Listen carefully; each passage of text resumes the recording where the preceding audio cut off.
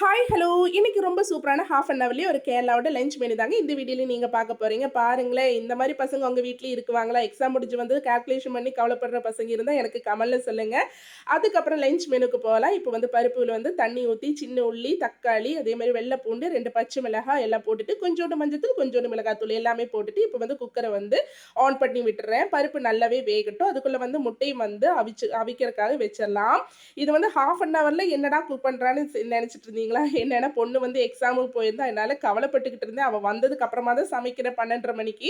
அதுக்குள்ள பருப்பு நல்லா வெந்துருச்சு. இப்போ வந்து தேவையான அளவுக்கு தண்ணிய ஊத்திட்டு, அதுக்கப்புறமா நெல்லிக்காய் சைஸ்ல புளிய வந்து கரைச்சு ஊத்தி நல்லா வந்து கொதிக்க விட்டுருங்க. கொதிக்கிறதுக்குள்ள நமக்கு வந்து வாழைக்காய் பொரியல் நேத்து வச்சது மிச்சம் இருந்துச்சு. சரி அதையும் வந்து சூடு பண்ணி எடுத்தாச்சு. அதுக்குள்ளேயே வந்து முட்டை வந்து அவிச்சு வந்துருச்சு. சரி அதையும் வந்து தோலையெல்லாம் எடுத்துக்கிட்டு இருக்கலாமேன்ட்டு இப்போ வந்து தோலையெல்லாம் சீவிட்டு இருக்கேன்.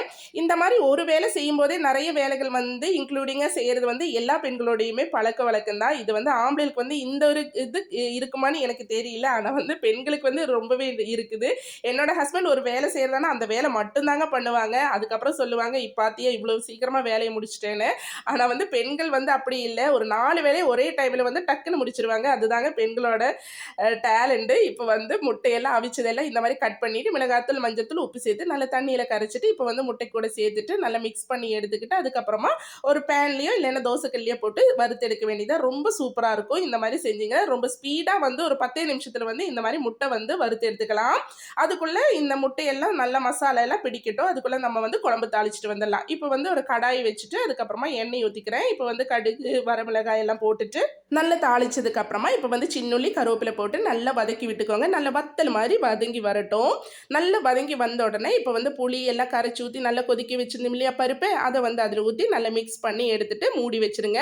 ரொம்ப சூப்பரான பருப்பு குழம்பு இங்கே இன்ஸ்டண்ட்டாக இப்போ வந்து 10 நிமிஷத்தில் வந்து ரெடி ஆயிடுச்சு. அதுக்கப்புறமா ஒரு தோசைக்கல்லை வச்சு இது காயறதுக்குள்ளே சாப்பாடு வந்து ரெடி ஆக்கிடலாம். இந்த தோசைக்கல் காயறதுக்குள்ளே இப்போ வந்து சாப்பாட்டி வந்து நம்ம ரெடி ஆக்கிட்டு இருக்கோம். அது வந்து கொதிச்சது. இப்போ வந்து வடிக்கிறேன்.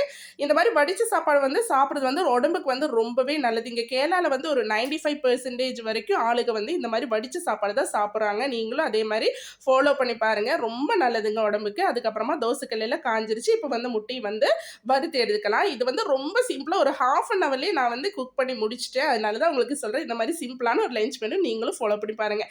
இப்போ வந்து மாங்காய் உப்பில் போட்டு வந்து எடுத்து தண்ணியெல்லாம் ஊற்றி கொஞ்சோண்டு மிளகாத்தூள், அதுக்கப்புறமா ஒரு ஸ்பூன் அளவுக்கு தேங்காய் எண்ணெய் ஊற்றிட்டு அப்படியே மிக்ஸ் பண்ண சூப்பரான இன்ஸ்டன்ட் ஊறுகாய் ரெடி ஆயிருச்சு. அதுக்கப்புறம் நல்ல மொறு மொறுன்னு முட்டை வந்து வேவிச்சு வறுத்தது, அதுக்கப்புறமா சாம்பார், அதுக்கப்புறம் நல்லா வந்து வாழைக்காய் பொரியல் இருந்துச்சு நேற்று வச்சது, அதுக்கப்புறம் உப்பு மாங்காய் போட்டாச்சு. உங்களுக்கு எல்லாருக்கும் கேரளா ஃபுட்டு கேரளா பிடிச்சிருந்தா கண்டிப்பாக என்னோட சேனலை ஃபாலோ பண்ணி வச்சுக்கோங்க. Okay bye.